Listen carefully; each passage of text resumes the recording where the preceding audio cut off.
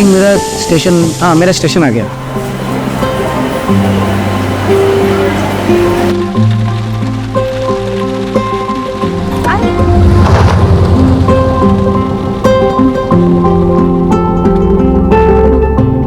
अच्छा रीमा, मुझे कल भी ऑफिस जाना पड़ेगा यार, क्लाइंट के साथ मीटिंग है, अवॉइड नहीं कर सकता।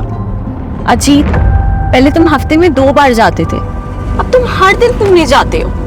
देखना, एक दिन ऐसा आएगा ना, आरव तुम्हें भूल जाएगा। अरे ऐसे कैसे भूल जाएगा मेरा चैन? अच्छा भूल जाएगा तो मुझे?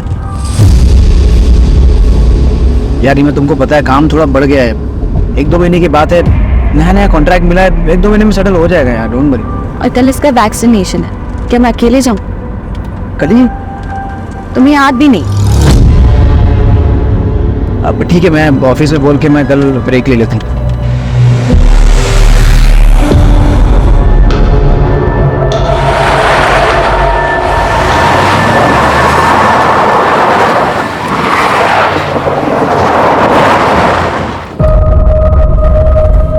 हाँ, क्यों रोका?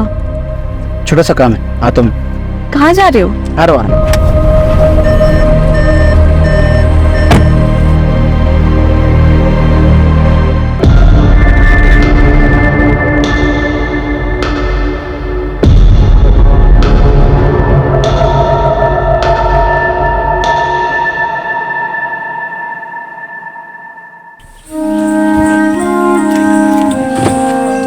कहाँ जा रहे हो? तो एक मिनट, लेकिन आरव, आ रहा हूँ। कहाँ जा रहे हैं? बताओ ना, कुछ बता नहीं रहे हो। अभी अपनी आंखें बंद करो। अच्छा चलो, अब बताओ। कुछ है, बस 2 मिनट। ध्यान से गिर जाओ।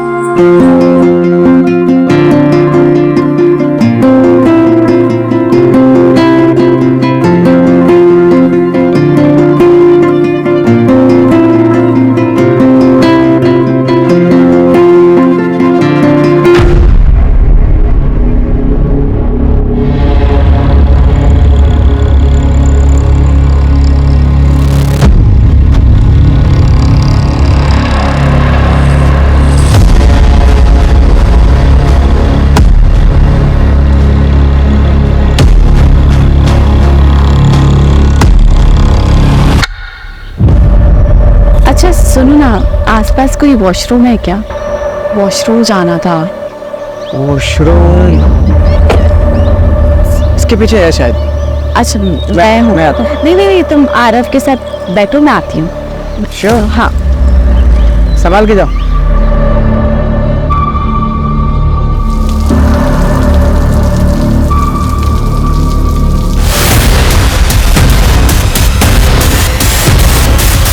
दादा उठा, कौन आएगा?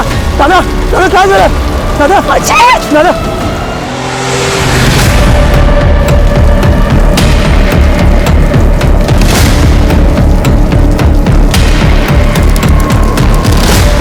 साहेब साहेब अहो त्याला मारलं, रोडने मारलं आणि तिकडे बाहेर येते तो. चलो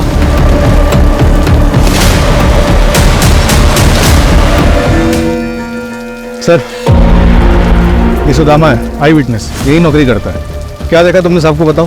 साहब वो एक ये गाड़ी के पीछे ना एक सफेद कलर की गाड़ी वो उधर गेट तक आई थी और बाद में चली गई। तो फिर इन्हें मारा किसने? मैं उसको पकड़ने के लिए पीछे पीछे दौड़ा था, पर वो एक हवलदार साहब उनके पीछे पीछे चले गए, इसलिए फिर मैं वापस इधर आ गया। रीमा जी, आपने कुछ देखा या सुना? नहीं सर, मैं तो वॉशरूम गई थी उस तरफ, दूर थी तो कुछ आवाज ही नहीं आई, जैसे वापस आई था अजीत को किसी ने मार दिया। अच्छा एक बात बताइए, आपने भी वो व्हाइट गाड़ी देखी थी? व्हाइट कलर की गाड़ी? हाँ सर, वो तो कल्याण स्टेशन से हमारा पीछा कर रही थी। वो गाड़ी को मैंने यहाँ पे भी देखा था, लेकिन वो तो आगे चली गई थी। संभालिए अपने आप। सुनो, मैडम और बच्ची को सेफली घर पहुंचाओ। रुपेश, एम्बुलेंस के लिए कॉल करो, बॉडी को पोस्टमार्टम के लिए भिजवाओ। सर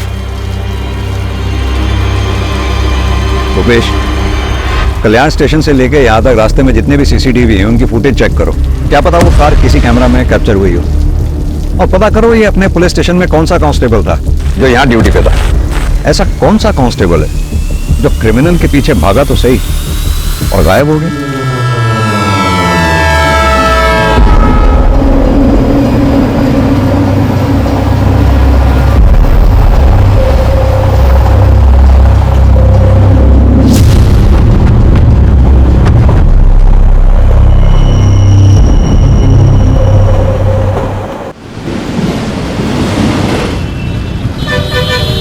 सर, पोस्टमार्टम रिपोर्ट के मुताबिक अजीत की मौत सर पे किसी भारी चीज के वार की वजह से हुई और जैसे कि आई विटनेस सुदामा ने बताया, मारने वाले के हाथ में लोहे की रॉड थी। और सीसीटीवी में कुछ पता चला? सर, वो कार तो देखी है लेकिन उसके नंबर प्लेट पे एक ब्लैक कलर का स्टिकर लगा हुआ था, इसलिए नंबर नहीं दिखा। और ये अजीत काम क्या करता है? सर, उसका एसी का शोरूम है, इंडस्ट्रीज में एसी की सप्लाई करता है। उसके ज्यादातर क्लाइंट्स पुणे में, इसलिए पुणे कई बार अप एंड डाउन करना पड़ता था।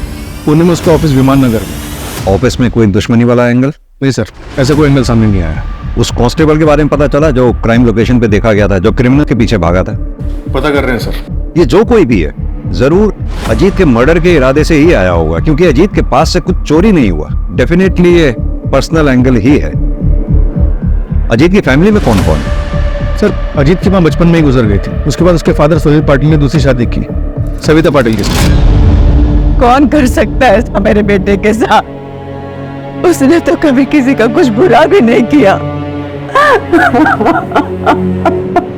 नाटक बंद कीजिए आप अपना। ये सब आपका किया जा रहा है। मैंने तो मेरे पति अजीत को मरवा डाला और अब मां बनने का नाटक कर रही है।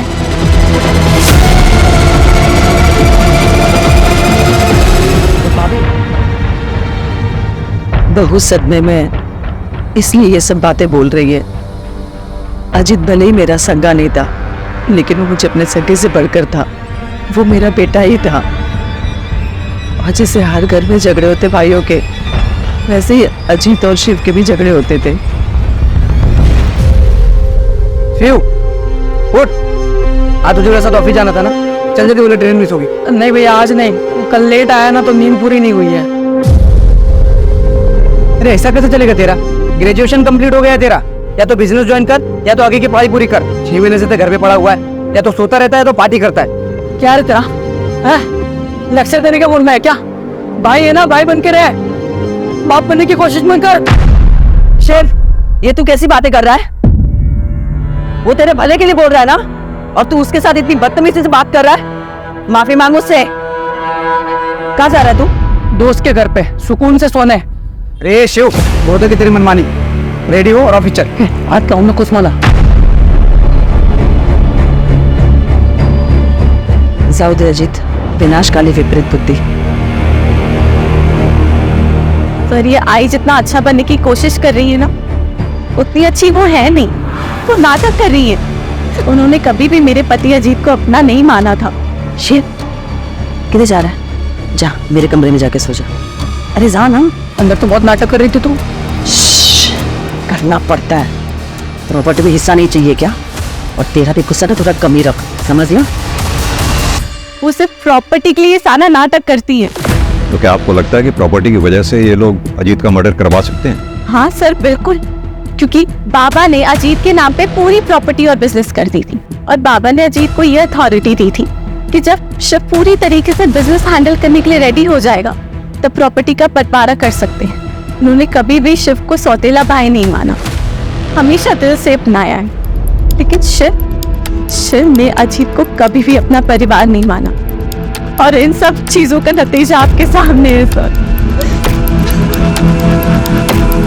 संभालिए अपने आप। सास बहू में कहा खिटपिट नहीं होती है सर, लेकिन एक बात कहूंगी, अजीत साहब और रीमा दीदी बहुत अच्छे लोग हैं। यहाँ कब से काम कर रही हो? यही कुछ 2-4 महीने पहले। कैसे लगी थी नौकरी? वो अजीत साहब ने एजेंसी से बात की थी, मैं एजेंसी के जरिए यहाँ आई।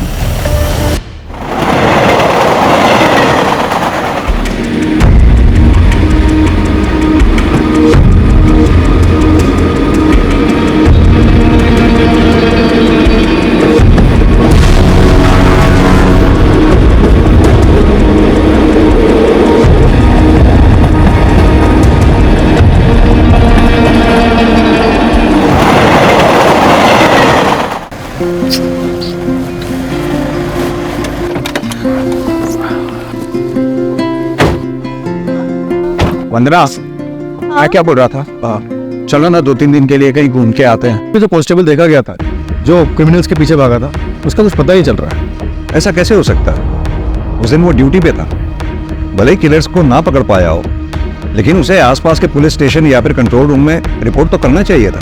पर ऐसे कोई रिपोर्ट कहीं हुई नहीं है sir. 1 minute sir. Sir, Ajit की सीडीआर रिपोर्ट आ गई है। सर, अजीत की पिछले 3 महीने से 1 नंबर पे कई बारी बात हो रही थी किसी दृष्टि अवस्थी का। दृष्टि अवस्थी? हाँ सर, वो अजीत की एक्स गर्लफ्रेंड थी। अजीत ने मुझे उसके बारे में शादी के टाइम बताया था। दृष्टि ने उन्हें छोड़कर किसी एनआरआई से शादी कर ली थी, लेकिन अजीत बहुत सीरियस थे उनको लेकर, इसलिए वो जब भी उन्हें कांटेक्ट करती तो वो उसे इग्नोर नहीं कर पाते थे। अरे हाँ बाबा, घर देख लिया है मैंने और रेंट बजट में भी है। अरे तू पहले सेटल तो हो जाए, फिर साथ में चल के देख लेंगे। हाँ ठीक है। इतनी रात को किससे बात कर रहे हो? अरे वो दृष्टि है, वो यूएस से यहाँ पे सेटल हो रही है, तो घर ढूंढ रही है रेंट पे, तो मैं उसको हेल्प कर रहा हूँ। तो तुम्हें क्यों कॉल किया? मुझे 1 मिनट, तुम मुझ पे शक कर रही हो? ऑफ कोर्स, एक्स गर्लफ्रेंड है वो तुम्हारी। एग्जैक्टली, एक से वो मेरी। तुम मेरी प्रेजेंट हो, फ्यूचर हो। I love you. हाँ, मैं बात करती थी अजीत से, फ्रेंड था वो मेरा, और 5 साल बाद इससे मिलकर अच्छा लगा था। इतना अच्छा लगता था कि आपस में एक दूसरे को इतने सारे कॉल किया करते थे। दृष्टि जी, कहीं ऐसा तो नहीं पुराना प्यार फिर से जाग गया था? एक्सक्यूज मी सर, ऐसा कुछ नहीं था। और वैसे भी अजीत एक बच्चे का बाप था। और वही अजीत आपके लिए रेंट पे घर ढूंढ रहा था। वो क्यों मेरे लिए घर ढूंढेगा? अच्छा, एक बात बताइए। आकाश, सर, ये सब क्या चल रहा है? किस लिए आए आप यहाँ? आपको पता है ये किसका घर है? और आने से पहले आपने इंटीमेशन क्यों नहीं दिया? जरूरी नहीं समझा आपने?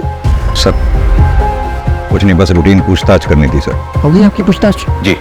Now you go. और ये याद रखिएगा, दृष्टि मेरी बेटी है, वैसा कोई क्राइम नहीं कर सकती। सर, बेटा कोई टेंशन की जरूरत नहीं है, मैं हूं। रुपेश, इन दोनों में से कोई तो झूठ बोल रहा है।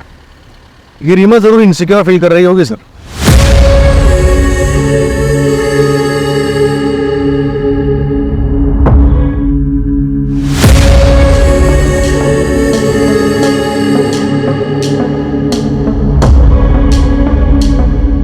और उसे लग रहा हो कि अजीत उसे चीट कर रहा है। या फिर यह भी हो सकता है कि जलन दृष्टि की तरफ से थी। दृष्टि जिसे प्यार समझ रही थी, दरअसल वो अजीत की तरफ से दोस्ती थी। और ये बात जब दृष्टि को पता चली होगी तो उसने अपना इरादा बदल दिया होगा और शायद अजीत। सर, आपके कहने का मतलब है कि दृष्टि ने अजीत को या फिर टारगेट रीमा थी, क्योंकि रीमा वॉशरूम चली गई, अजीत बेचारा वहां रह गया और इसलिए मारा गया।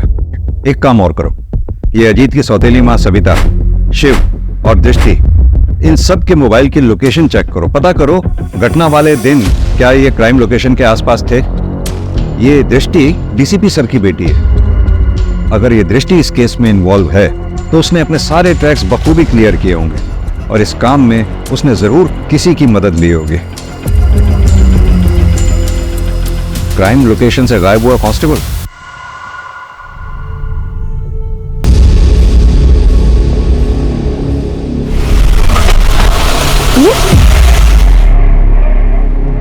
पता नहीं क्या हो गया, मैं चेक करता हूं, तुम बैठे रहना।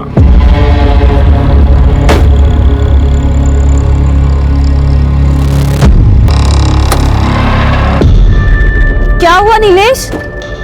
पता नहीं यार, शायद पेट्रोल टैंक लीकेज है, मुझे फोन करना पड़ेगा। हाँ शहजाद, सुनना, मेरी गाड़ी बंद हो गई है यार।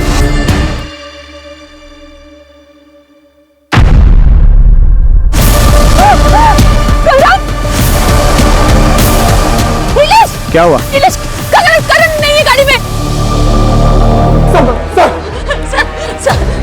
सर, मेरा बच्चा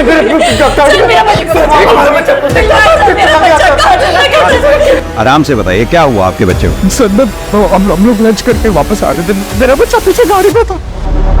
हुआ नीलेश?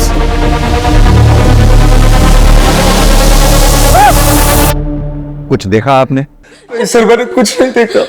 हाँ सर, सर वहाँ पे ना एक बाइक वाला था, खुद पुलिस वाला उसे चला रहा था और उसके पीछे जाके ना पता नहीं सर वो औरत थी या मर्द, एक ब्लैक हुडी में सर वो जाके बैठ गई सर। सर मेरे बच्चे को बचा लीजिए।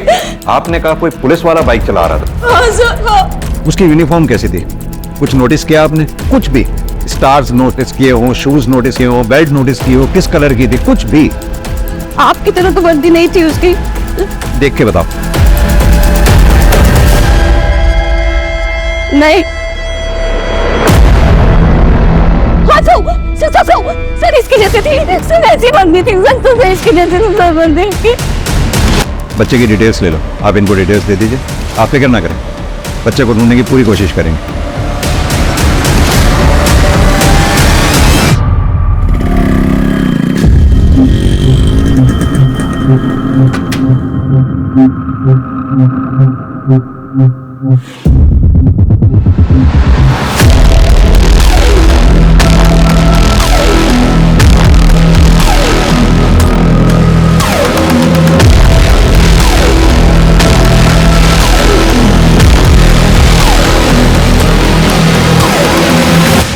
एक काम करो, नीलेश और वंदना का बच्चा जहां से चोरी हुआ था उसके आसपास के सीसीटीवी फुटेजेस चेक करो, पता तो चले कौन है जो पुलिस की वर्दी को बदनाम कर रहा है।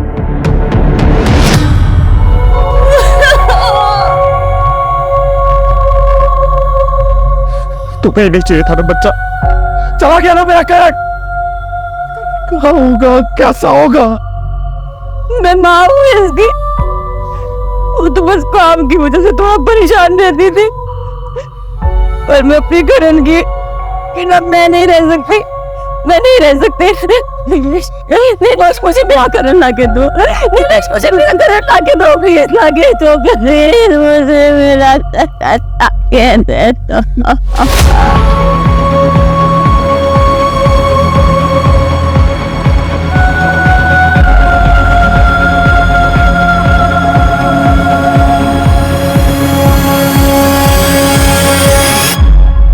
एक बच्चा गायब हुआ है, मैं डिटेल्स भेज रहा हूँ, पूरे शहर में नाकाबंदी करवा दूं। या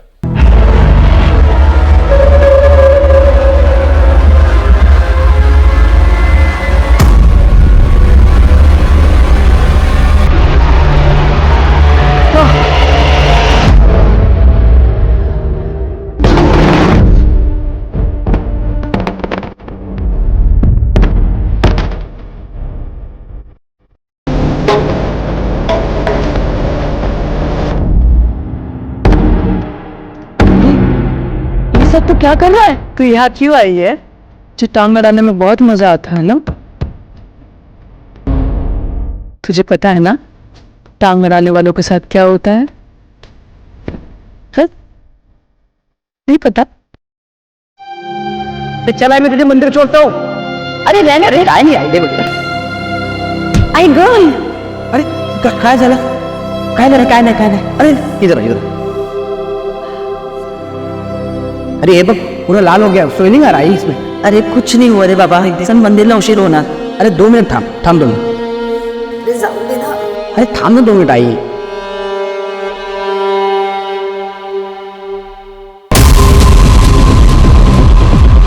तो नहीं है अजीत, कोलेटरल डैमेज का शिकार था।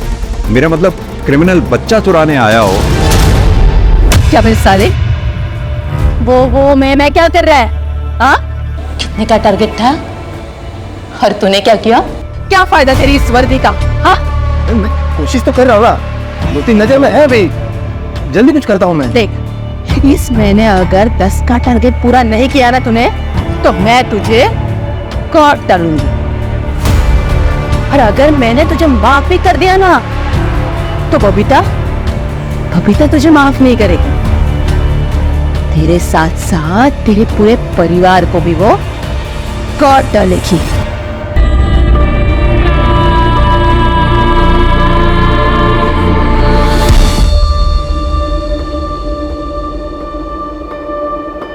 नीतू, आरव को नहला के ये कपड़े पहना देना। नीतू, नीतू, नीतू। भी नहीं है। आरव, आरव, आरव, आरव,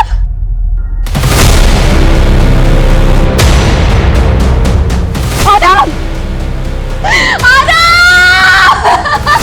काय झालं रे रीमा?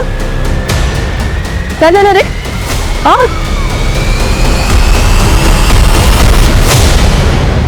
आपकी नैनी नीतू रहती कहां पर है? एक सेकंड सर। ये उसका आईडी कार्ड है सर। अजीत नहीं रहे पर मुझे प्लीज आरव को ढूंढ दीजिए, मैं मर जाऊंगी उसके बिना, मैं मर जाऊंगी उसके बिना। आप चिंता ना करें रूपेश, घर के बाहर आसपास कोई भी सीसीटीवी है तो उसमें देखो जरा वो बच्चे को लेके कहाँ गई है। सर। हाँ सर, कोर्ट में पेशी है सर कल। जी सर, एक बात पता चली, नीलेश और वंदना की यहाँ एक मालिश वाली हायर हुई थी, 2 महीने से वहाँ काम करी थी, एजेंसी से उसकी डिटेल्स निकलवाई है। हाँ तो सर ये देखिए कौन है।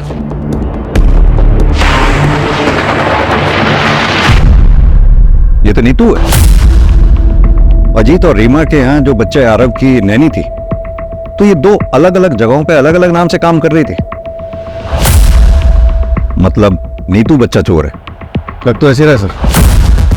अगर ऐसा है तो फिर अजीत का मर्डर इसमें कहां फिट बैठता है? रुपेश, 2 बच्चों की किडनैपिंग हुई है। अगर 48 घंटों के अंदर हमने इन्हें नहीं ढूंढा तो उनकी तस्करी हो जाएगी, और अगर ये कोई रंजिश का खेल है तो बच्चों की जान को खतरा हो सकता है। सर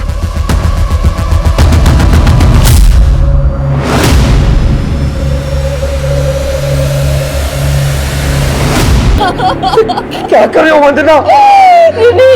नीलेश, मैं करण के बिना नहीं रह सकती, मुझे मेरा बच्चा चाहिए, मुझे मेरा बच्चा ना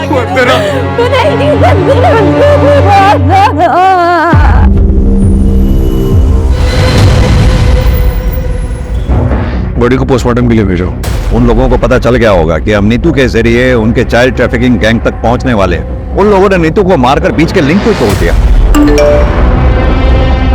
सर, हेड ऑफिस से संदेश यादव का डेटा है, दोनों क्राइम के वक्त सारे संदेश ऑन ड्यूटी थे, अलावा एक के। बुलाओ उसको थाने, और जितने भी गैंग उस वक्त चाइल्ड ट्रैफिकिंग में एक्टिव थे उन सबको खंगालो।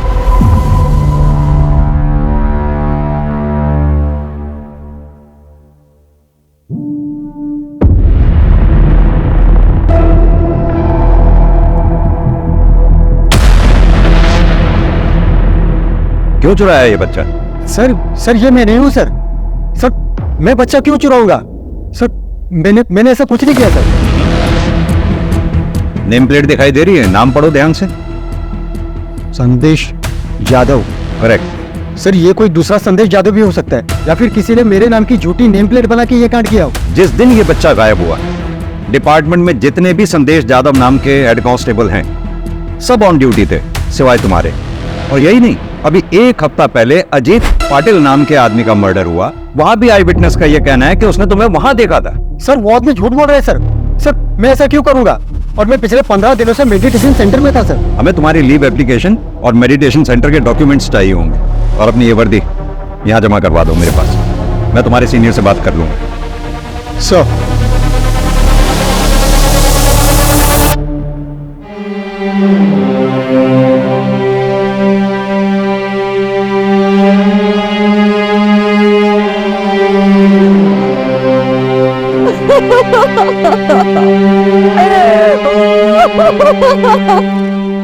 सर, ये बोरीवली पुलिस स्टेशन में केस दर्ज हुआ था। 15 दिन पहले 8 महीने का बच्चा किडनैप किया गया था, और ये कांजूर मार्ग मेन मार्केट से 2.5 महीने पहले 6 महीने का बच्चा किडनैप किया गया।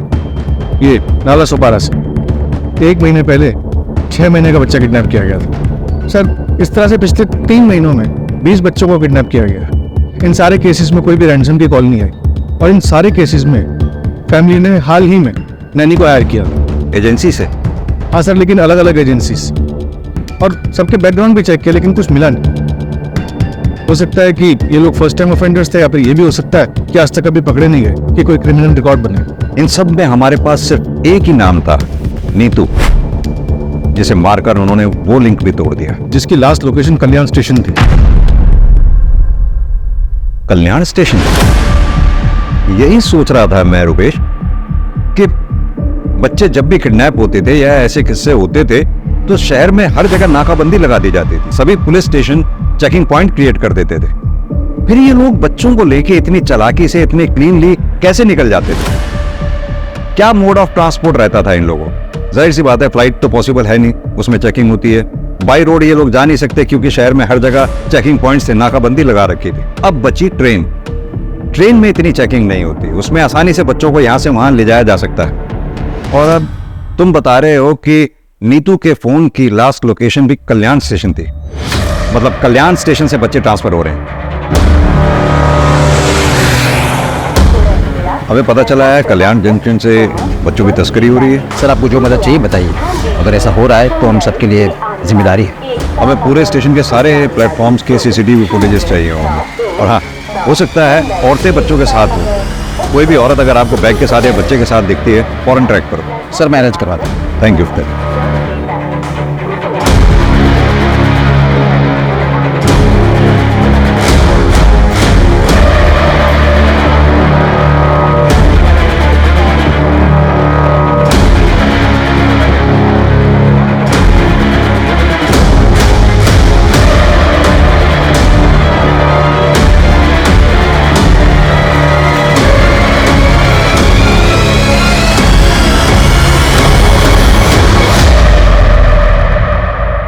ओके सर, कांस्टेबल संदेश यादव के पीछे खबरी लगाए थे। एक बात पता चल गई।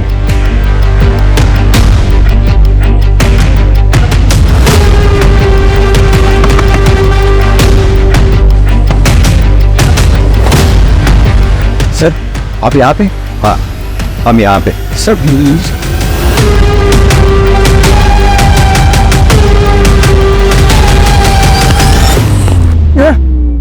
अरे तुझे तेरे भाई की यूनिफॉर्म पहन के लोगों के घरों के बाहर देखा गया। तू ही था ना अजीत के मर्डर के टाइम वहां? तेरा खेल खत्म हो गया है मनोज यादव। कल्याण में जब उस कपल का बच्चा चोरी हुआ, उसके बच्चे को चुराने में भी तूने उसका साथ दिया। किसके लिए काम? बता दो। मेरे पास कोई काम नहीं था। फिर कुछ दिन पहले मुझे एक औरत मिली, उसने मुझे अच्छे खासे पैसे ऑफर किए थे साहब। उसे पता था ना तेरा भाई कांस्टेबल है और ये छुट्टी पे है, मेडिटेशन सेंटर में है। हाँ साहब, उसे पता था, तभी तो उसने मुझे काम दिया। और उसने मुझे आसपास के इलाकों में नजर रखने के लिए बोला। 10,000 रुपये मिलते थे। फिर उसने मुझे बच्चे चुराने का काम दिया। उसके मुझे 75,000 रुपये मिलने लगे। लेकिन बच्चे हैंडओवर किसको करता? किसे हैंडओवर करता था वो? सब बोल। उसी औरत को, अर्चना को। उसके अलावा मैं किसी को नहीं जानता साहब। ताला तोड़ना पड़ेगा।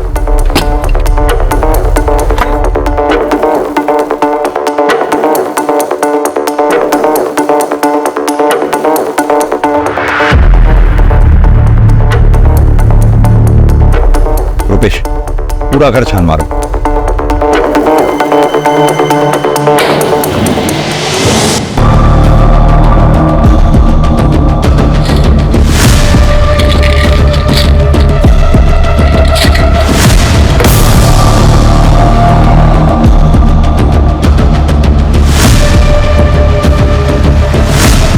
सर इधर आइए प्लीज।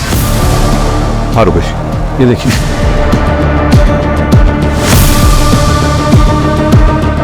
क्रिमिनल्स तो हमसे भी 10 कदम आगे निकले। मैं तो सोच रहा था इन लोगों को हम सूट और साड़ी में देख रहे थे, ढूंढ रहे थे। इनफैक्ट अगर ये ऐसे ब्लेजर और ट्राउजर पहन के बच्चों को लेकर घूम रही होंगे और मेरे पास से भी निकल जाएंगे तो मैं तो नहीं पहचान पाऊंगा।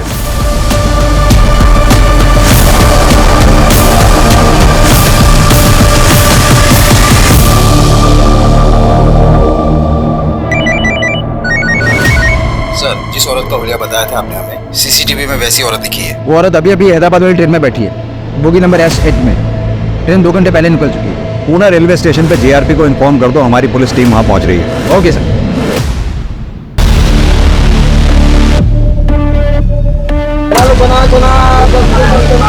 बड़ा पाव, बड़ा पाव।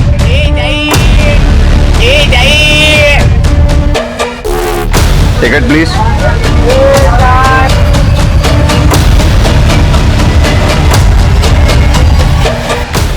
सर पूरा प्लेटफॉर्म चेक कर लिया लेकिन वो कहीं नहीं मिली। लगता है पुलिस स्टेशन से बाहर निकल गई। एक मिनट, टॉयलेट।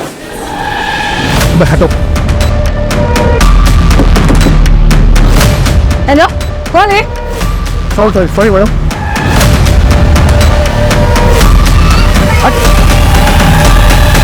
हटो।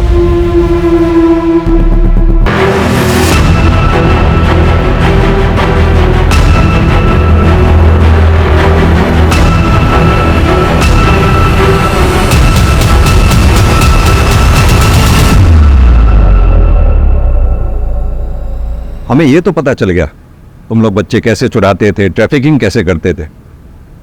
ये बताओ कि अजीत को क्यों मारा? अजीत ट्रेन में मिला था, वो बहुत फ्रेंडली था और उसने बताया कि उसका बच्चा 7 महीने का है। तो मुझे लगा कि टारगेट सामने से खुद ही चल के आ रहा है, लेकिन हमें टारगेट जादव देता था। वो मेरी फ़ोटो खींच रहा था, तो मुझे यकीन हो गया कि इसको शक है और ये पुलिस के पास जा सकता है। तो मैंने जादव को फ़ोन किया और बोला कि इसका पीछा करो और मौका देख के मार डालो। जादव और उसके बंदे ने वैसा ही किया। मतलब नेतू को सिर्फ इसलिए मार दिया तुम लोगों ने क्योंकि हम नेतू तक पहुंचने वाले थे? और वो तुम्हारी साथी कहाँ है? बच्चे कहाँ है? रीमा का बच्चा हैदराबाद में और वंदना का नागपुर में।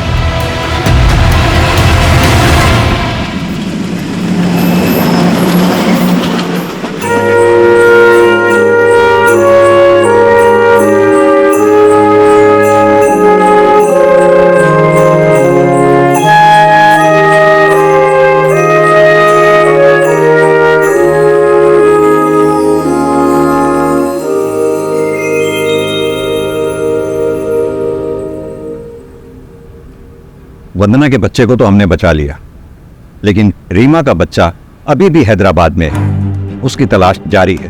हमें ऐसे ही और 45 बच्चों की तस्करी की इंफॉर्मेशन मिली। हमने उनका भी रेस्क्यू प्रोसेस शुरू कर दिया है। चाइल्ड ट्रैफिकिंग एक अमानवीय अपराध है। जितने गुनहगार वो लोग हैं जो बच्चों को बेचते हैं, उतने ही गुनहगार वो लोग हैं जो बच्चों को खरीदते हैं। अगर किसी कपल को औलाद नहीं होती, इसका मतलब ये नहीं कि उनको लाइसेंस मिल गया बच्चा खरीदने का। वही अगर कोई चाइल्डलेस कपल बच्चा अडॉप्ट करना चाहता है तो वो मेक श्योर कर ले कि पूरी लीगल फॉर्मेलिटीज के बाद ही बच्चा उनकी गोद में आए। अगर किसी अनाथ आश्रम से इलीगली बच्चा अडॉप्ट किया जाता है तो वो भी उतना ही बड़ा क्राइम है जितना चाइल्ड।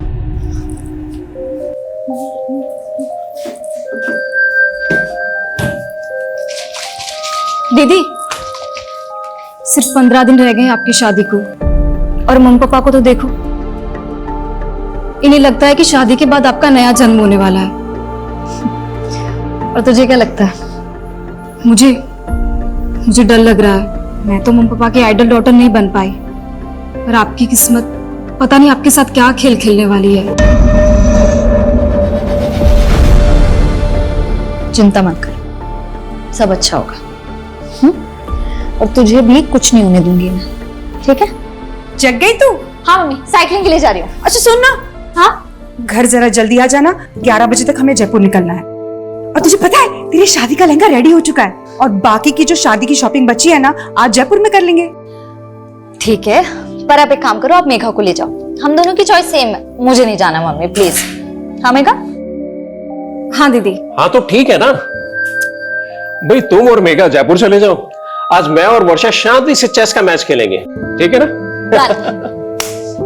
चलो मैं चलती हूँ। ये क्या कर रहा है तू?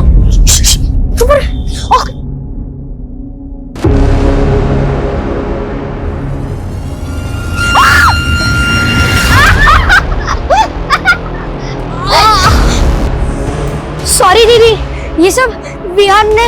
वर्षा, अरे ऐसे कैसे गिर गई? दीदी ऐसे कैसे गिर गई? दीदी ये तुम दोनों की शरारत है ना? हाँ, रुको, तुम्हारी मम्मी को बताती हूँ अभी मैं। रुक जाओ। मेघा छोड़। मिताली देख तेरे बच्चों की करतूत। अरे मम्मी छोड़ो ना, बच्चे हैं, ठीक हूँ मैं। अरे बच्चे हुए तो क्या हुआ, तुझे चोट लग जाती तो? अरे हाँ दीदी, आप बिल्कुल ठीक कह रहे हो। कियान, ये क्या किया तुमने? हाँ मम्मी, मैंने कुछ नहीं किया, ये सब वियान का प्लान था। कियान, तुम हर बार अपनी सारी गलतियां वियान पे डालते, तो सुधरती क्यों नहीं हो? छोड़ो छोड़ो, ऐसे नहीं करते, बच्चे करते हैं, कोई बात नहीं, ठीक हूँ मैं।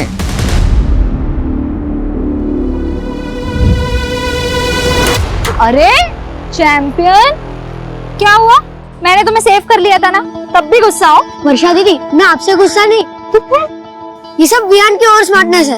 और मम्मी वियान की हर मिस्टेक पे मुझे डांटती है। बोला था ना आपको, सौतेली माँ सौतेली ही होती है। अरे नहीं कियान, ऐसे नहीं बोलते, पर मैं हूँ ना। पर आप तो शादी करके अपने हस्बैंड के पास चली जाओगे, क्या आप मुझे अपने साथ नहीं ले जा सकती हो? अगर पॉसिबल होता ना तो जरूर ले जाती, लेकिन तू जानता नहीं है अभी मैं कितनी दूर जाने वाली हूँ। पर आपका फ्यूज तो थोड़ा ही दूर रहता है। तू नहीं समझेगा अभी कि मैं कहाँ जाने वाली हूँ।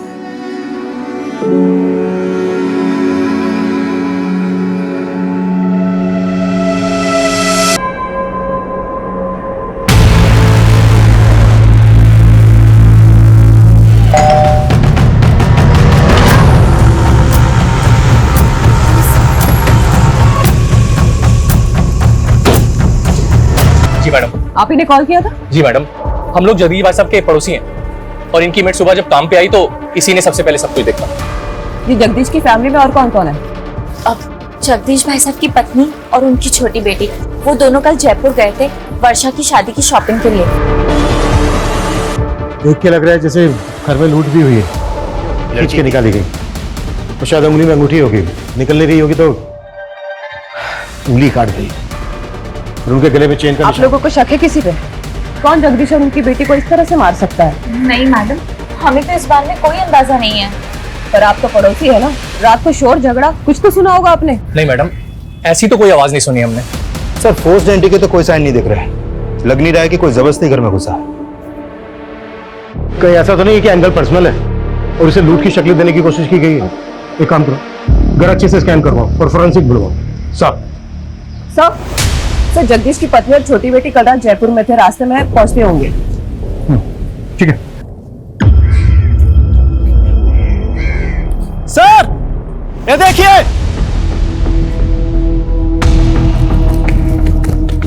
सर बच्चों के खेलने वाला वॉकी टॉकी मिला है, खून के निशान है इस पर।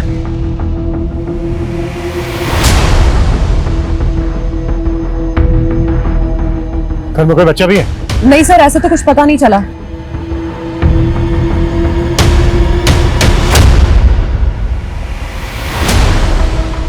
ये लोग कौन है? सर ये पड़ोसी है, इन्होंने हमें कॉल किया था।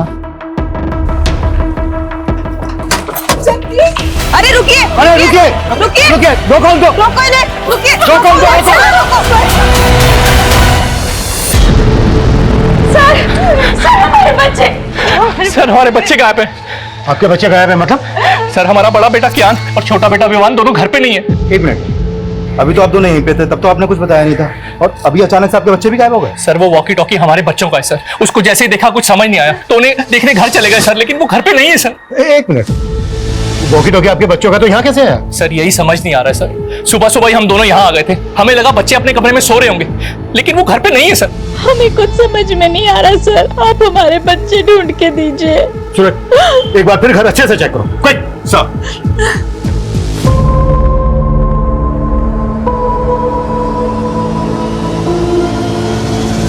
सर पूरा घर चेक कर लिया, बच्चा कहीं नहीं मिला। और सर मुझे तो इन पड़ोसियों की बातें अजीब लग रही है। थोड़ी देर पहले मुझे जगदीश की फैमिली के बारे में सब कुछ बता रहे थे और अब अचानक बोल रहे कि इनके खुद के बच्चे गायब हैं। सर कहीं लोग ड्रामा तो नहीं कर रहे? मतलब क्राइम सीन पर बच्चों की वॉकी टॉकी देखते इनको अचानक से अपने बच्चों की याद आती। ये लोग ड्रामा कर रहे हैं, तो हमें पता करना होगा इनका और इनके बच्चों का इन मर्डर से क्या लेना था। आप लोगों को शक है किसी को? कुछ समझ में नहीं आ रहा, पता नहीं ये सब कुछ कैसे हो गया। आपके जो ये पड़ोसी हैं जो अभी भी गए, कैसे लोग हैं? आपको इन पर कोई शक वगैरह? ये लोग, आप ऐसा क्यों पूछ रहे हैं? ये इत्तेफाक हमें काफी अजीब लग रहा है कि आपके पति और आपकी बेटी का मर्डर हुआ और उनके साथ ही उनके दोनों बच्चे गायब भी हो गए। उन दोनों बच्चों का आपके घर आना जाना था क्या? हाँ, वर्षा दीदी को वो काफी पसंद थे। आपकी वर्षा और जगदीश के साथ आखिरी बार बात कब हुई? रात को 9 साढ़े 9 बजे उनसे बात हुई थी। तब तो सब कुछ ठीक था, पता नहीं रात में क्या हो गया।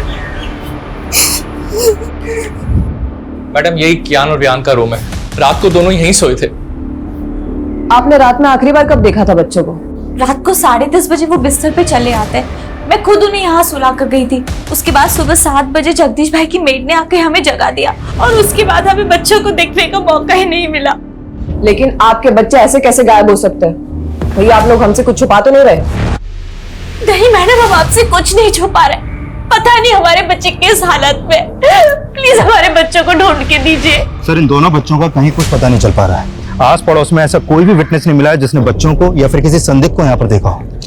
एक तरफ एक ही फैमिली के दो लोगों का मर्डर और लूट, और दूसरी तरफ इसी मोहल्ले के दो बच्चों का गायब होना। ये क्रिमिनल का मकसद मर्डर और लूट ही था या फिर बच्चों को गायब करना? नहीं मैडम, हमारी किसी से कोई दुश्मनी नहीं है। हो सकता है आपके बच्चे किडनैप हो गए हो और आपको फिरौती के लिए कॉल आया। मैडम मेरी एक छोटी सी दुकान है, ना मेरी खुद की कोई प्रॉपर्टी है और ना मेरी कोई बड़ी जायदाद है। कोई क्यों मेरे बच्चों को किडनैप करेगा?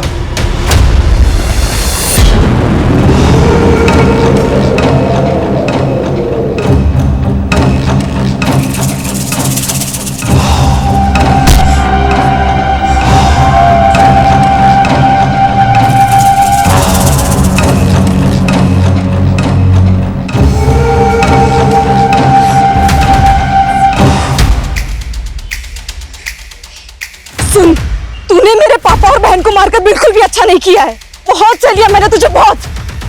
अब तू देख, तुझे छोड़ूंगी नहीं मैं। तूने मेरे पापा और बहन को मारकर बिल्कुल भी अच्छा नहीं किया है। बहुत सह लिया मैंने तुझे, बहुत। तुझे छोड़ूंगी नहीं मैं।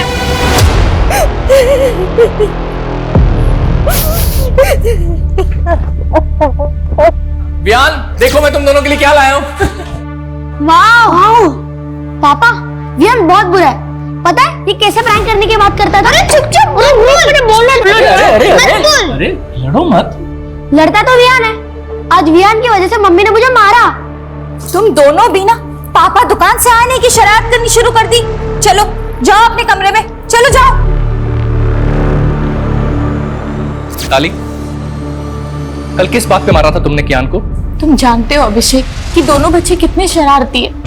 ऐसी कोई बड़ी बात नहीं थी। लेकिन एक बच्चे के लिए हर छोटी बात बड़ी होती है और कियान और रियान में तुम हमेशा से फर्क करती आई हो। बस करो अभिषेक, मेरे बच्चे गायब है।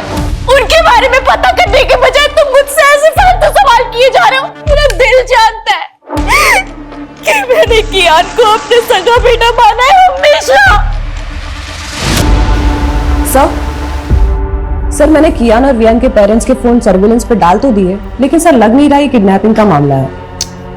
और दोनों फैमिली किसी पे शक भी नहीं जता रही है। सर एक बात है, ये कियान और रियान सगे भाई नहीं थे। बड़ा बेटा कियान अभिषेक की पहली बीवी से था और अभिषेक ने मिताली से दूसरी शादी की है। हाँ, लेकिन इस सब का इन केसेस से क्या लेना देना? सर ये अभिषेक बहुत मामूली सी दुकान चलाता है और उसने वो भी गिरवी रखी है। वही वर्षा की फैमिली बहुत रिच है और वर्षा की शादी की वजह से उनके घर में गहने पैसे जेवर काफी थे और ये बात अभिषेक की फैमिली को अच्छे से पता थी। तो तुम्हारे कहने का मतलब यह है कि अभिषेक और मिताली ने लूट के इरादे से इतना बड़ा कांड किया और उन पे किसी को शक ना हो इस वजह से अपने बच्चों के गायब होने की कहानी बना रहे हैं? सर इस एंगल में इन्वेस्टिगेशन करके देखना तो चाहिए। सर जब हम घर सर्च कर रहे थे तो वर्षा के मेडिकल पेपर्स मिले, काफी सरप्राइजिंग है। वर्षा को लीवर कैंसर था। वर्षा को लीवर कैंसर था? हाँ सर, और ये बात मैंने उसके डॉक्टर से भी कंफर्म की। सर ऐसे केसेस में मरीज का बचना थोड़ा मुश्किल होता है। हाँ, वर्षा को कैंसर था। हम पूरी कोशिश करके उसे बचाना चाहते थे। हमें क्या मालूम था किस्मत उसे इतनी बुरी मौत देगी।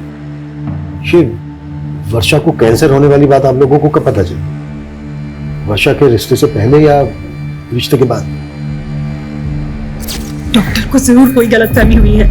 वर्षा की उम्र ही क्या है, उसको कैंसर कैसे हो सकता है? यही सच है उदिता। डॉक्टर की बातें सुन के तो मैं खुद डर गया हूं।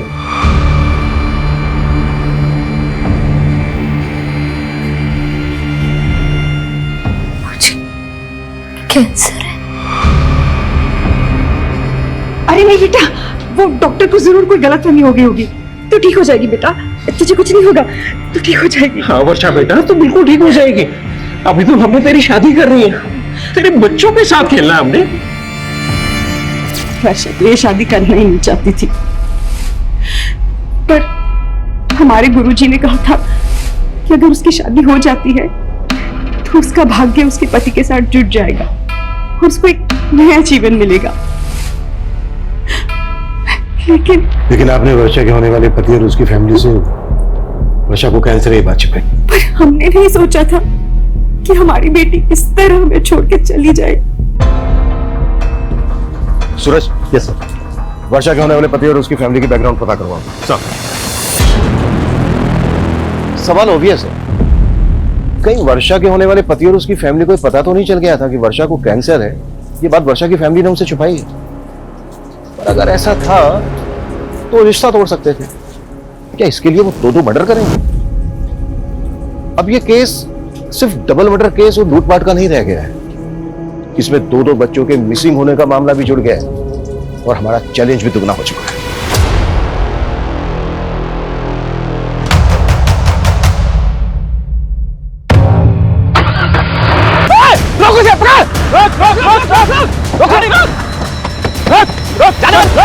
निकल बाहर।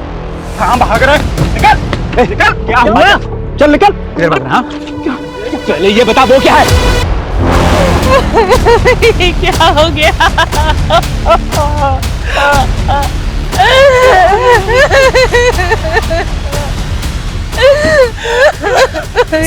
ये देखिए,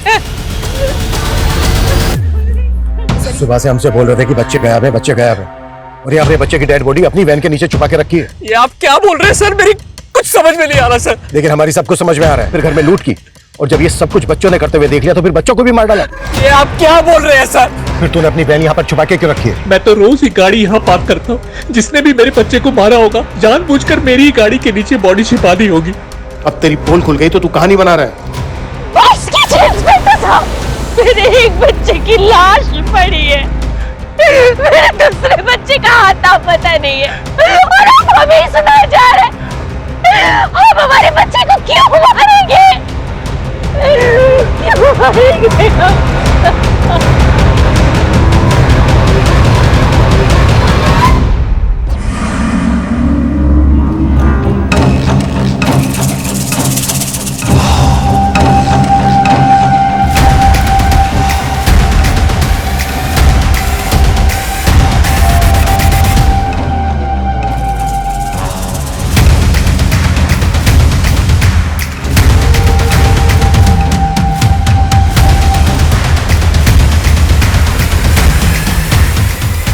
इन मियां बीवी पे बिल्कुल भरोसा नहीं कर सकते। एक मिनट, ये बड़ा बेटा क्या ये सौतेला था ना मिताली का?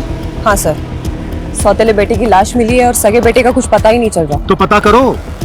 सुबह 2 लाशें मिली हैं और अब ये तीसरी लाश बच्चे की। पूरा घर स्कैन करो और ये भी चेक करो कि ये किस किस के कांटेक्ट में है। अगर इस समय ये लोग शामिल हैं तो उन्होंने चोरी का माल कहीं छुपा के रखा होगा। Yes sir. सर, अभी भी थाने से यादव का कॉल आया था। वर्षा का फोन अभी भी एक्टिव है, और जब यादव ने वर्षा के नंबर पे कॉल किया तो उसका फोन उसकी छोटी बहन ने उठाया। मतलब वर्षा का फोन मेघा के पास है। What? तुम जयपुर गई थी ना मेघा? जी। तो फिर वर्षा का मोबाइल फोन तुम्हारे पास कैसे आया? सर आप गलत समझ रहे हैं। मैं जब जयपुर गई थी तब मैंने खुद ने ही वर्षा दीदी से उनका फोन मांगा था। क्यों? सर मुझे वर्षा दीदी के फोन का कैमरा पसंद था और फोन पूरी रात मेरे पास ही था। हमने वर्षा के कॉल रिकॉर्ड चेक किए तो हमें पता चला कि वो किसी मनीष नाम के लड़के से काफी बात करती थी। ये कौन है मनीष? वो सर दीदी का फ्रेंड था। तो वर्षा की शादी तो सुमित से होने वाली थी, तो ये मनीष वर्षा का नॉर्मल फ्रेंड था या? देखो कुछ भी छिपाना मत हमसे। दीदी दीदी ये क्या सुन रही हूँ मैं? आपको लड़की वाले देखने आ रहे हैं? मम्मी पापा को मना नहीं कर पाई। मना नहीं कर पाई मतलब? आप तो मनीष को प्यार करती है ना? हाँ तुमने मम्मी पापा को बताया कि तुम मनीष के साथ शादी करना चाहती हो? बताया ना? बोलो ना। देखा, मैं ना मनीष से शादी करना चाहती हूँ, ना किसी और से। पर मैं क्या करूँ? मम्मी पापा का दिल नहीं दुखाना चाहती जाने से पहले। जाने से पहले मतलब? मुझे तो यकीन ही नहीं हुआ कि दीदी को कैंसर है। सर, दीदी मनीष को झूठी होप्स नहीं देना चाहती थी, इसलिए दीदी ने मनीष के साथ ब्रेकअप कर लिया। मनीष को पता था कि वर्षा को कैंसर था? नहीं, और दीदी ने मुझसे प्रॉमिस लिया था कि मैं मनीष को कुछ भी ना बताऊं। तो फिर वर्षा मनीष के साथ इतनी बातें क्यों करती थी?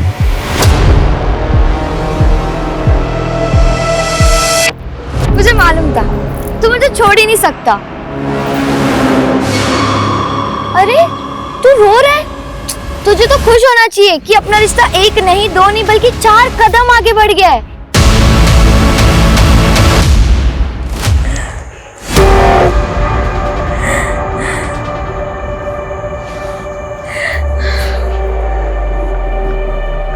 अभिषेक जी, आपका फोन दिखाइए। फोन में आपको क्या देखना है मैडम? आपका फोन दीजिए प्लीज। ये लीजिए। मेरी तो समझ में नहीं आ रहा मैडम कि मेरे छोटे बच्चे को ढूंढने की बजाय आप लोग मेरे घर में और मेरे फोन में क्या ढूंढ रहे हैं? ये लीजिए, और हमें बिना बताए कहीं जाएगा मत।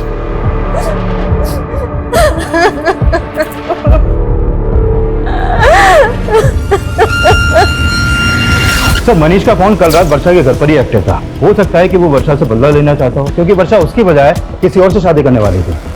बुलाओ इस मनीष को। और अब मेरी वर्षा की मदद से बात हुई।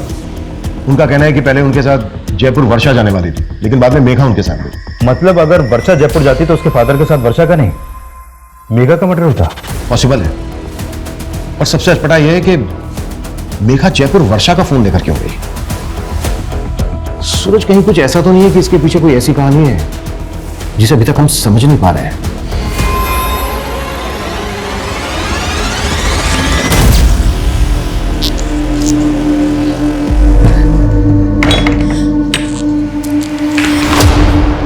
कहाँ से आ रही है तू इतनी रात को? झूठ मत बोलना।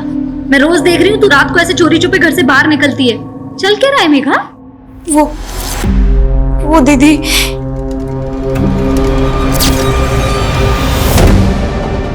मुझे माफ करना दीदी। मेरी वजह से आप और पापा। जितना टाइम लेगा ना सच कबूल करने में, उतनी ज्यादा दिक्कत होगी तुझे। सर, मैं वर्षा से प्यार करता था सर। उसे मारने के बारे में सोच भी नहीं सकता। झूठ मत बोल। रात के 1 बजे तक तेरा मोबाइल फोन वहीं पर एक्टिव था। एक लड़की तुझे रात को अपने घर बुलाएगी, वो भी तब जब उसके फादर घर पे है। 15 दिन बाद उसकी शादी होने वाली है। पता है तुझे ना क्यों कहा था उसने? नहीं सर। क्योंकि कैंसर था उसको। वो नहीं चाहती थी कि शादी के बाद तू खो दे उसको, और तूने मार दिया उसको। ये क्या बोल रहे हैं आप सर? उसने मुझे बताया भी नहीं सर। उसे कैंसर था। अब अगर तुझे पछतावा हो रहा है तो सच कबूल कर ले कि तूने ही मारा है उसको, जबकि उसने तेरा कभी बुरा नहीं चाहा। सर, मैंने भी वर्षा का कभी बुरा नहीं चाहा सर।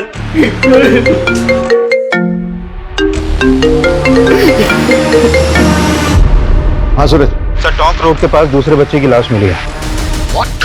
सर, विहान की लाश देख के लग रहा है कि इसका मर्डर भी कल रात को हुआ है। लेकिन सर, विहान की लाश वर्षा और चांद के घर से करीब 1 किलोमीटर दूर टोंक रोड पे मिली है। तो हो सकता है कि इसका मर्डर कहीं और किया गया हो और फिर बॉडी को यहाँ पे लाके डंप कर दिया गया।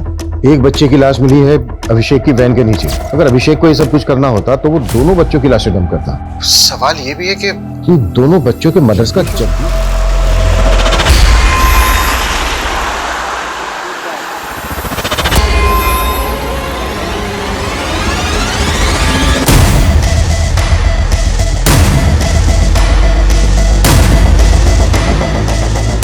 आओ आरती।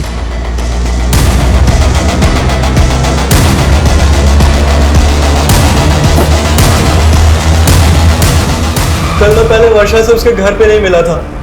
वर्षा के फादर के सो जाने के बाद वो घर से निकली थी, और फिर कल रात हम 11 बजे हाईवे के पास मिले थे। हाईवे के पास? जी सर। क्या? तुमने मुझे ना कहने की वजह नहीं बताई, लेकिन आज इतनी रात को यहाँ मिलने की क्या वजह है? कहीं ऐसा तो नहीं तुम मेरे साथ भागना चाहती हो? तो अभी भी सपनों में ही है मनीष। सपने दिखाए भी तो तुमने थे और तोड़ भी तुमने दिया। हेलो, हाँ मैं हाईवे के पास आ गई हूँ, पैसे लेकर आ जाओ। इतनी रात को किसके पैसे देने हैं? आखिर चल क्या रहा वर्षा? एक लड़का मेघा को ब्लैकमेल कर रहा है। क्या? पिछले 3 महीने से मेघा उसके चंगुल में फंसी हुई है। मुझे तुम्हारी हेल्प चाहिए मनीष। हेल्प तो हमें पुलिस की लेनी चाहिए ना, और तुम इतनी रात को अपनी लाइफ रिस्क में डाल के यहाँ पे आ गई। मैं पुलिस के पास नहीं जा सकती। क्यों? उस लड़के के पास मेघा के कुछ कॉम्प्रोमाइजिंग वीडियोस हैं। वो जब यहाँ आएगा ना तो हमें उससे ना फाइनल बात करनी है, सब कुछ सेटल करना होगा ताकि वो बार बार मेघा को परेशान ना करे और उसके वीडियोस हमेशा के लिए डिलीट कर दे। Please Manish, please. फिर थोड़ी देर बाद वहाँ एक गाड़ी आकर रुकी। शायद से वो लड़का उसी में था, लेकिन वर्षा को मेरे साथ देखकर वो वहाँ से चला गया। ये लड़का कौन है जो मेघा को ब्लैकमेल कर रहा है? मेघा का कोई दोस्त है सर। मेघा ने उसके बारे में मुझे नहीं बताया। तो मेघा को ये पता है कि तू कल रात को मिला था वर्षा से? हाँ सर, लेकिन हाईवे के पास से मैंने वर्षा को उसके घर पे ड्रॉप कर दिया था। उसके बाद वर्षा और उसके फादर को किसने मारा मुझे कुछ नहीं पता सर। मर्डर सिर्फ वर्षा और उसके फादर का ही नहीं हुआ है, बल्कि वर्षा के पड़ोस के 2 बच्चों का भी मर्डर हुआ है। बच्चे? एक मिनट सर, जब मैंने वर्षा को ड्रॉप किया था तब मैंने कुछ देखा था।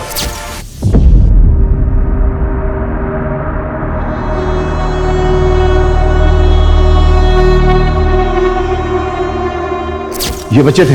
हाँ सर, यही दोनों बच्चे थे। क्या कर रहे थे वहां पर? नहीं मालूम सर। मैं आपको सच बताने की हिम्मत नहीं कर पाई, पर मुझे सुबह से ही लग रहा था कि उसी ने दीदी और पापा को मारा होगा। कौन है वो लड़का? देवांश। कौन देवांश? सर मैं उसे एक पार्टी में मिली थी, वहां मेरी उससे दोस्ती हुई थी और एक दिन उसने मेरी ड्रिंक में कुछ नशे की दवा मिला दी और सर मेरा रेप कर दिया। और सर उसने मेरा वीडियो बना लिया। मैंने तुझ पे भरोसा किया, तूने मेरा रेप किया। और ये वीडियो डिलीट कर ये वीडियो। डिलीट हो जाएगा, डिलीट तो हो जाएगा, पर पैसे लगेंगे वरना वायरल हो सके। सर मैं पिछले 3 महीनों से उधार मांग कर उसको बहुत पैसे दे चुकी हूँ और एक दिन वर्षा दीदी को ये सब बातों का पता चल गया। पहले क्यों नहीं बताया मेघा? रो मत। हाँ दीदी, मैं बहुत डर गई थी। चिंता मत कर, मैं जानती हूँ अच्छे से ऐसे लड़कों को कैसे हैंडल करना है ना, मैं देखती हूँ। रो मत। और सर कल रात को भी उसने मुझसे पैसे मांगे थे और दीदी ने मुझे जयपुर भेज दिया और बोला कि वो सब कुछ यहाँ हैंडल कर लेंगी। मुझे बिल्कुल भी नहीं मालूम था सर कि दीदी और पापा के साथ ही ये सब हो जाएगा। ठीक है, संभालो अपने आप को और इसका हमें मोबाइल नंबर, एड्रेस, पूरी डिटेल्स दो। सर मैं उसको पार्टी में मिली थी, मेरे पास बस उसका फोन नंबर है।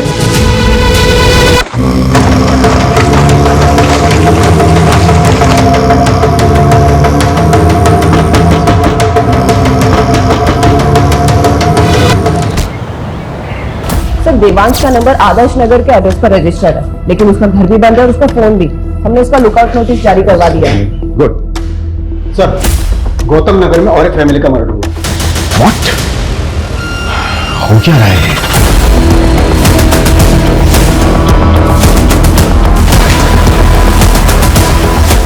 आइए। तो ये पड़ोसी ने बताया कि इनके ज्यादातर रिश्तेदार आउट ऑफ कंट्री हैं और ये गुलशन भी किसी गल्फ कंट्री में काम करता था। अभी कुछ दिन पहले ये यहाँ आया था। मॉडस ऑफ ऑपरेंडी बिल्कुल एक जैसी है। जिस तरह से वर्षा और उसके फादर को मारा गया, उनके घर में लूट की गई। लगातार 2 रातों में 2 क्राइम्स, वो भी एक ही तरह से। रिया, यस सर। पता करो वर्षा और उसकी फैमिली का इस फैमिली के साथ कोई कनेक्शन है क्या? क्विक। Yes sir.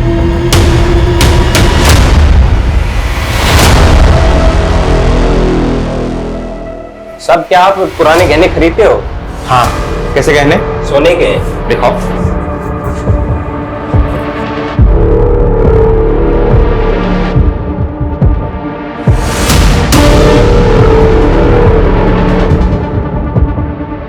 मोबाइल है तुम्हारे पास? अरे नहीं साहब, पुश्ते नहीं गहने हैं। अच्छा, अभी दुकान में नगद कम है, मैं इंतजाम करता हूँ, तुम तब तक इंतजार करो, चलेगा ना? चलेगा साहब, चलेगा सर। सर मैंने वर्षा की मदर और सिस्टर से बात की, लेकिन वो दोनों भी इस फैमिली के बारे में कुछ भी नहीं जानती। लेकिन मुझे स्ट्रांगली फील हो रहा है कि दोनों क्राइम्स में एक ही तरह के क्रिमिनल्स इन्वॉल्व हैं।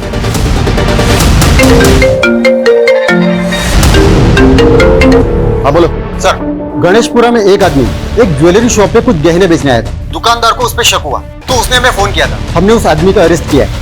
गुड।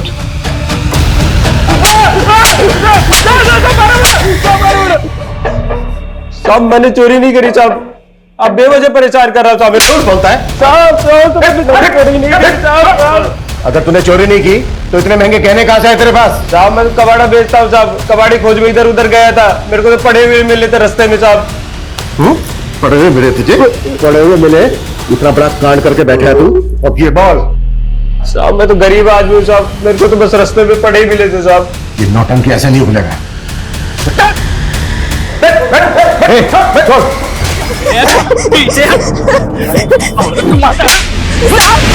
साहब ये मुझे रोज मारता पीटता है साहब, इसे जेल में डाल दो। जेल में?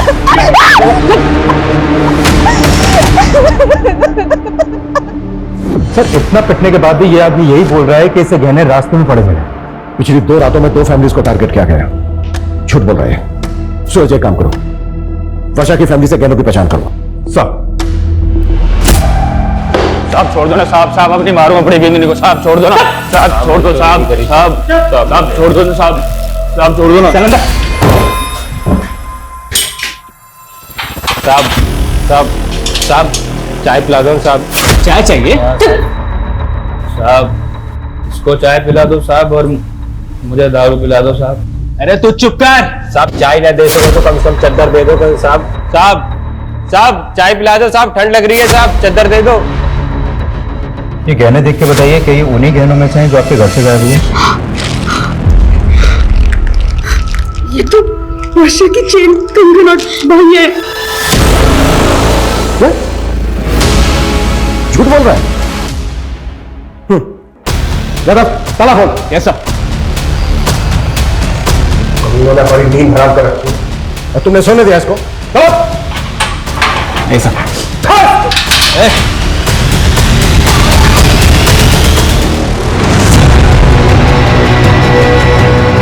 कैसे हुआ ये? क्या खिलाया इसको? मुंह से झाग निकल रहा है इसके, जहर कहां से है इसके पास? सर जहर के बारे में मुझे नहीं पता, बल्कि सर ये चाय मांग रहा था, हमने चाय भी नहीं दिया। सर ये बोल रहा था कि इसे ठंड लग रही है। सर ठंड से मचाएगा ज्यादा, वो भी इस मौसम में? एग्जैक्टली क्या हुआ था? सर मैंने लॉकअप के अंदर एक शराबी को बंद किया था। सर वो शराब पीकर अपनी बीवी को बाजार में मार रहा था। थोड़ी देर पहले उसकी बीवी आई थी यहाँ पर, अभी अपने पति को अंदर करने के लिए बोल रही थी और अब उसे अब छुड़ाने भी आ गई। अभागी हूँ साहब, अब जैसा भी है हमारा मर्द है, कम से कम खाने को तो देता है। साहब छोड़ दो इसको, मैं अपनी शिकायत वापस लेती हूँ। साहब छोड़ दो ना साहब, साहब अब नहीं मारूंगा कभी अपनी बींदड़ी को साहब। गुस्सा देखेगी इसको? कब आई थी, कितनी देर पहले? सर तकरीबन 15-20 मिनट पहले। 15-20 मिनट पहले? ज्यादा दूर मुझे बाहर का सीसीटीवी फुटेज देखो। वेट ओके साहब, जल्दी। एक मिनट पीछे करो, पीछे करो।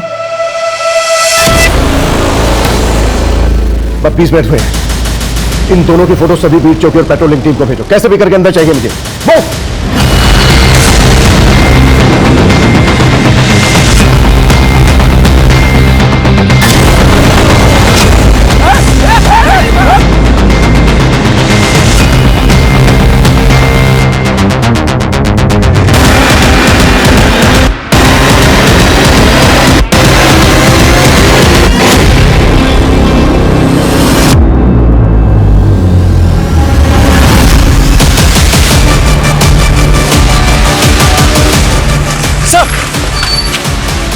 सर इस तरह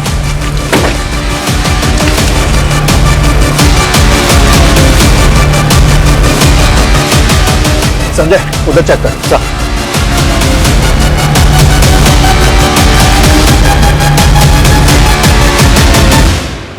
देख अब हम इनसे बच नहीं पाएंगे, तू कबीले पहुंच, मैं इनका ध्यान भटकाता हूँ। आप अपना ध्यान रखना।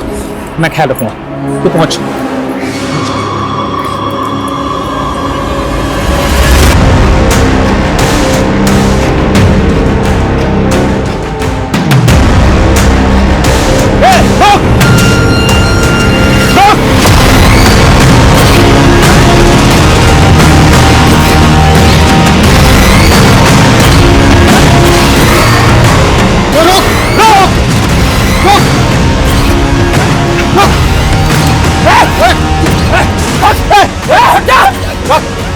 चल गोली मार दूंगा मैं तुझे। चल मार दूंगा मैं। चाकू नीचे रख, चाकू नीचे रख। देख गोली मार दूंगा मैं तुझे।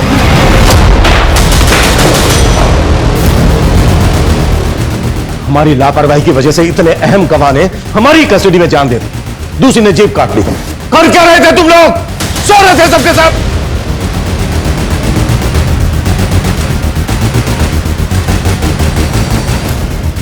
ये कोई आम लोग नहीं है, बहुत खतरनाक गिरोह है। इतना खतरनाक कि अपने गिरोह के लिए अपनी जान की भी परवाह नहीं है।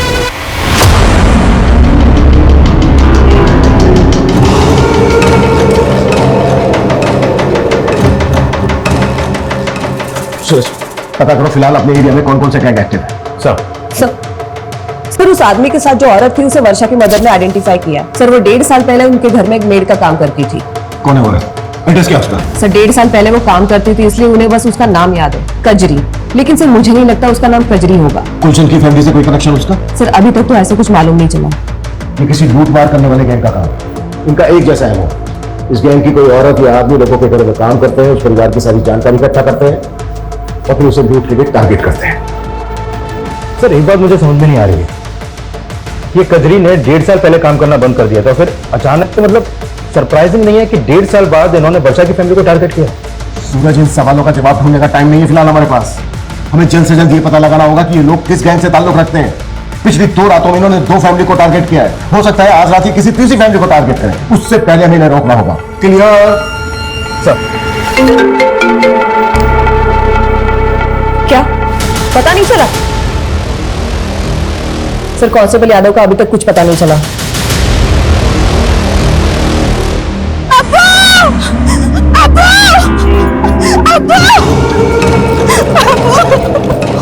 क्या हुआ कजरी? हमारे आदमी ने तो जमशेद को थाने में जहर देके मार दिया, लेकिन वो खुद पकड़ा गया अब्बू। क्या? पर उसने अपनी जुबान काट ली।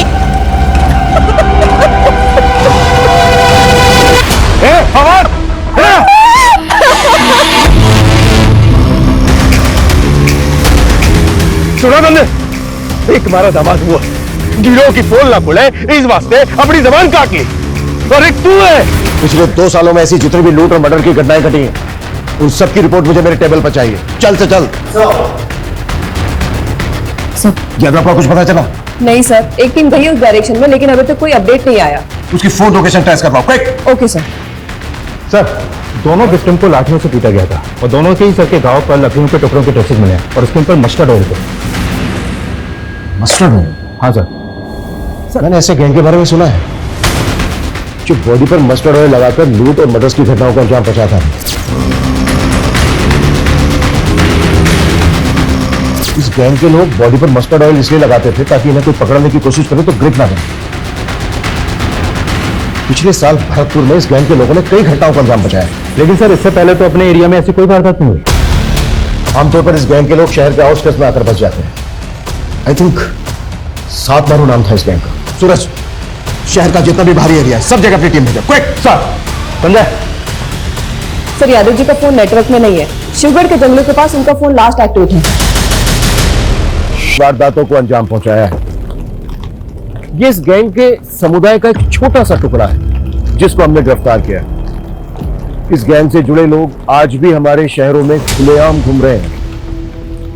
इनके लोग फेक पहचान और नाम के साथ डोमेस्टिक हेल्पर बनकर लोगों के घरों में काम करते हैं, उन परिवारों की जानकारियां इकट्ठा करते हैं और मौका मिलते ही वारदातों को अंजाम पहुंचा देते हैं। इसलिए बेहद जरूरी है कि जब भी आप किसी को अपने घर पर काम पर रखें, उससे पहले उसकी पुलिस वेरिफिकेशन जरूर करवाएं। और यदि आप अपने घर के आसपास किसी अनजान या संदिग्ध व्यक्ति को देखते हैं तो उसे नजरअंदाज ना करें। आपकी ये सतर्कता सिर्फ आपको ही नहीं दूसरों को भी बचा सकती है।